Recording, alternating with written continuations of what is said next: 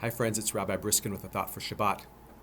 So you may have read that earlier this week, two of the greatest baseball players of all time, Barry Bonds and Roger Clemens, were denied entrance into baseball's Hall of Fame.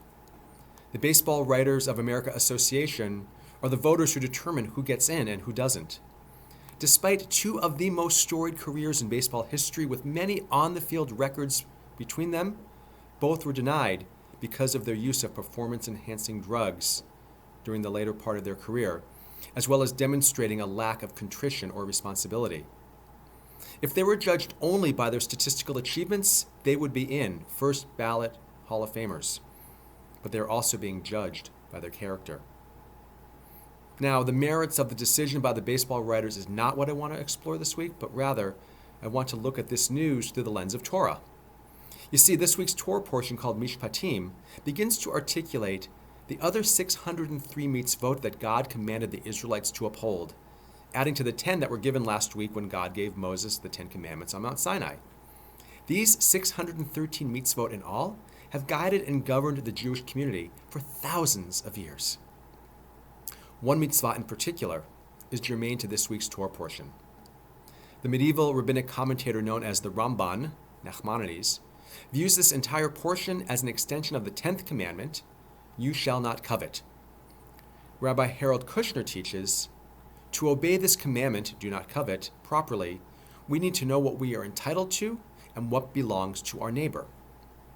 And many of these commandments in this week's portion help delineate the boundaries between what is ours and what is theirs. Now, we can argue that both Bonds and Clemens and dozens of other baseball players who used PEDs during their careers coveted what other players had. More home runs, more strikeouts, more fame and glory. Clemens and Bonds in particular coveted the strength and stamina that their younger teammates had.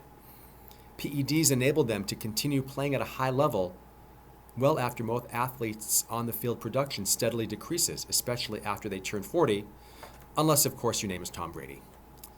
Two of the best in the game already sought to add to their already Hall of Fame-worthy careers by using PEDs.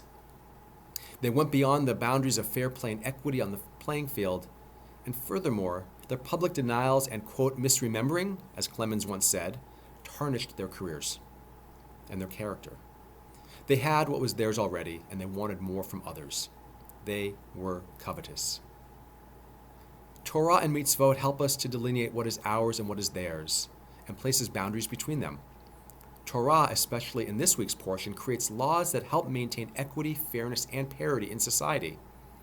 When a person violates Torah laws ostensibly to serve one's ego and one's own selfish aspirations, there may be consequences to be paid in the eyes of others or in the eyes of God. So let's be clear. The baseball writers don't make their decisions based on Torah laws. But today, fairly or not, they're clearly looking at character. If we want to elevate and honor our heroes, we need to be sure that actions and behavior on the field and in the workplace match their private acts as well. Coveting is a violation that begins in the mind. One initially covets with thoughts.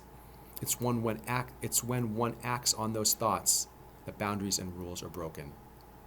So may we endeavor to be more charitable and equitable and prevent these covetous thoughts from turning into covetous actions. Wishing everyone a Shabbat Shalom. Stay safe and healthy.